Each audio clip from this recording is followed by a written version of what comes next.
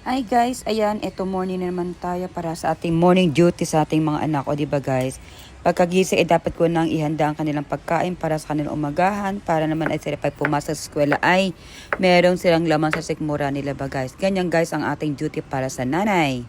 O diba guys, hayaan lang natin na sila ay makakain, makaayos sila ng pagkain para sa umaga. Dahil nga sila ay papasok sa eskwela, kailangan may laman ng utak nila. So ayan guys, nag-roll nga pala ako dyan ng tortilla na nilagyan ko ng iba't ibang gulay. Then ihanda ko ng pampagkain na sa umaga para noon ay sila ay makakain na agad. O diba? Ganyan po ating ginagawa. Dahil pag po may sumobra dyan, ay sila may ibabaon naman nila. Kung may susobra yan, kung meron nga, diba? So ayan guys, nag-ano ako ng kiwa-kiwi. Naglagay din ako ng sandwich ni tortilla. Ayan, nagawin po tortilla ganyan. Yan. May mga gulay-gulay pa sa loob para man ay healthy ang kanilang pagkain para sa ating mga Junakis, diba? Hindi po biro ang tayo ay maging nanay dito sa Japan, di ba? Pagka ganyan talaga ay nako. Kailangan nating ayusin ang kanilang pagkain. No? Ayan, talagang super busy pa po tayo para sa ating mga anak. Kung alam po, meron dyan ako sa rep. Ay, talagang magnilalagay ko lang diyan, no? Di ba? Yan, nagbilit-bit lang po ng tortillas ng ganyan. Then, kung may kamatis dyan, lagyan ko ng lettuce at saka po yung parang giniling na meron silang maiulam. Yan. Yan, kamatis at saka yun lang po ang aking nilagay dyan. So, ayan, nakita po ang aking marikado.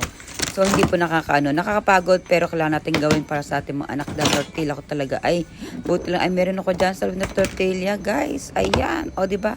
And then, may giniling ako na karne. Ayan, po nag-start na po tayo dyan para sa ating giling-gilingan. So, ayan.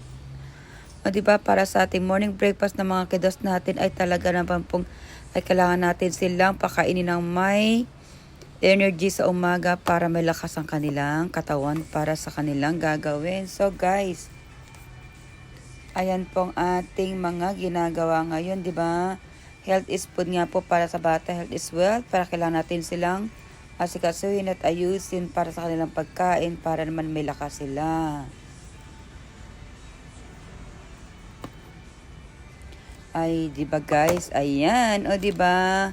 Health is wealth nga, dapat ay meron tayong papakain sa kanilang mga ganyan. Hindi natin kailangan ng kung ano nung pakain sa kanila dahil hindi din maganda, lalo-lalo na ang walang healthy sa katawan. So, kailangan mo pang magluto para sa anak mo.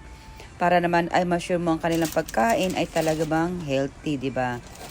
Hindi po madali maging nanay. So, ayan, naglagay po tayo ng parchment paper para may balot natin ang maayos sila. So, hintayin lang natin silang makakain at gumising para naman ay paggising nila ay magkaroon na sila ng pagkain. Ako, Diyos ko miyo, ganyan po ang nanay dito sa Japan. Talagang hindi mo paalisin ang mga bata para lang sila ay pag-alis ay may laman ng sikmura nila ba. So, ayan guys, sana po may natutunan kayo sa aking gagawin. And sana yung mga nanay na mas alam kong di natin pabayaan ng ating anak pero alam ko mas masarap ang luluto nyo kaysa sa akin. So, ayan guys, ang ating food na healthy para sa ating breakfast for babies.